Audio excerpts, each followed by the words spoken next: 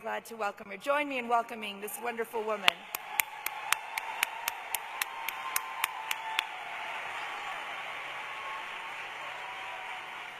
Thank you. What an extraordinary opportunity to have a world parliament of religions, to have people representing religions from all over the world throughout our great tapestry of history here in order to not only support each other, but to support the common mission, that common mission being to live the lives that we are all called to, at the core of the universality of the themes that we all share. But I think also we have the opportunity, being here together, to do the work of religion within ourselves. And one of the great religious principles is to purify your own heart and atone for your own mistakes. So as lovely as it is that at this year's Parliament of World Religions, women's voices are given the power and the privilege that we have at this great gathering, as women, let us just point out, not with anger or with rancor, that the history of religion has not been so good to women. And to be honest, in many of the great institutionalized religions that are represented even here at this Parliament, they're not doing so good even today.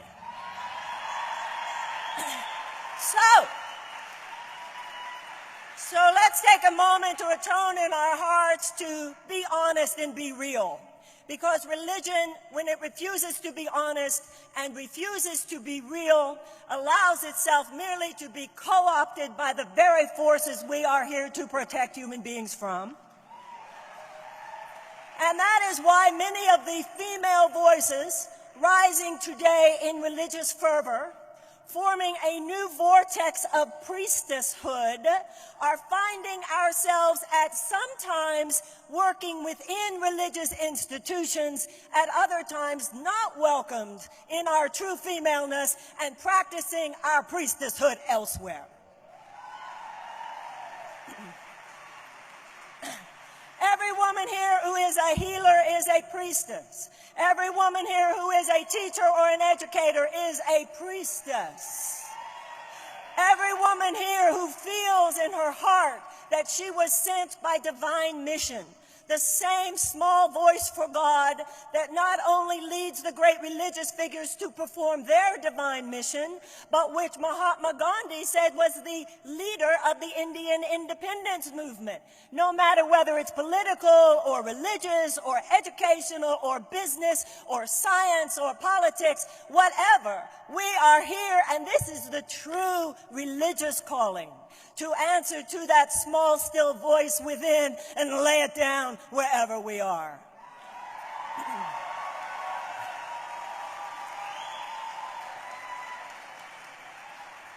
And so the last thing that would serve a world parliament of religions, and the last thing that would serve the women of the world, is for any of us to be too self-congratulatory at this time. Every woman needs to understand that living a meaningful life is not a popularity contest. Every religion, every religious leader, every woman needs to understand if what you're saying is always getting applause, you're probably not yet doing the right stuff.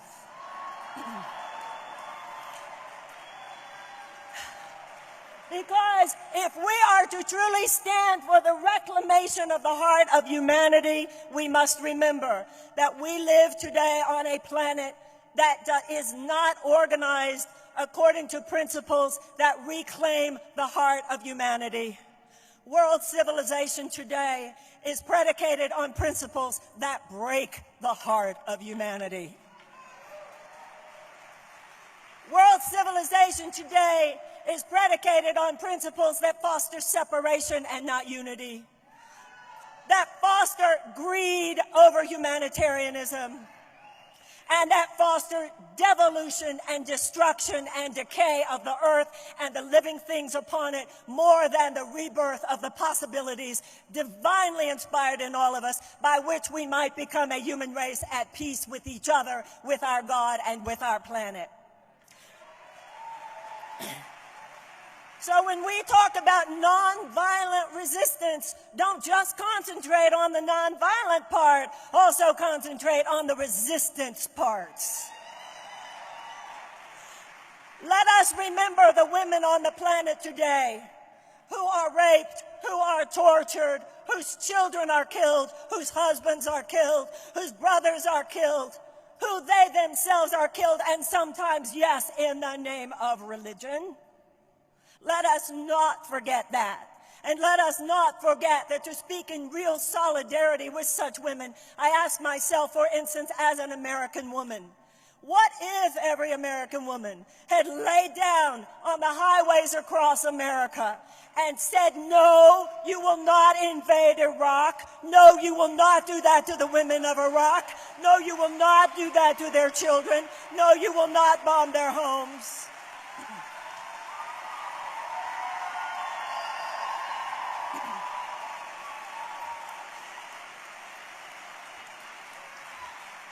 I also know that to have called for that at the time would have gotten no real reaction.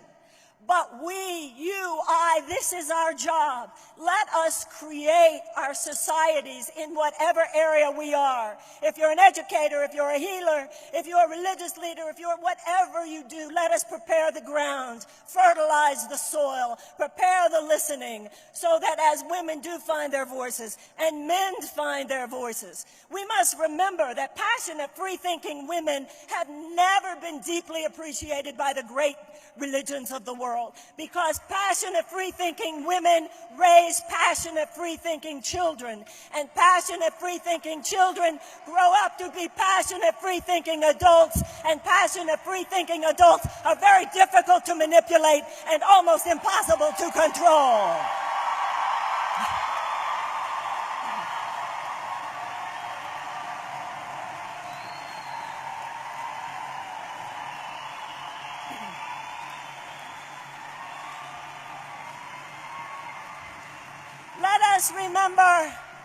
Let us remember whether it is within religious institution or any other, when a woman truly speaks from the depth of her heart, she might not be deeply appreciated by the men in the room. She might not be deeply appreciated by other women in the room. But if even one man says, I support her and I stand for her, and if even one woman says, I support her and I stand with her, what that's called is a miracle. What that's called is a revolution. What that is called is a true divine goddess, because the divine goddess is not just beautiful, she's fierce. And when you mess with her babies, and you mess with her earth, she's had enough of that. And we're here on her behalf. That stuff, you know what to do. Go do it. Thank you very, very, very much.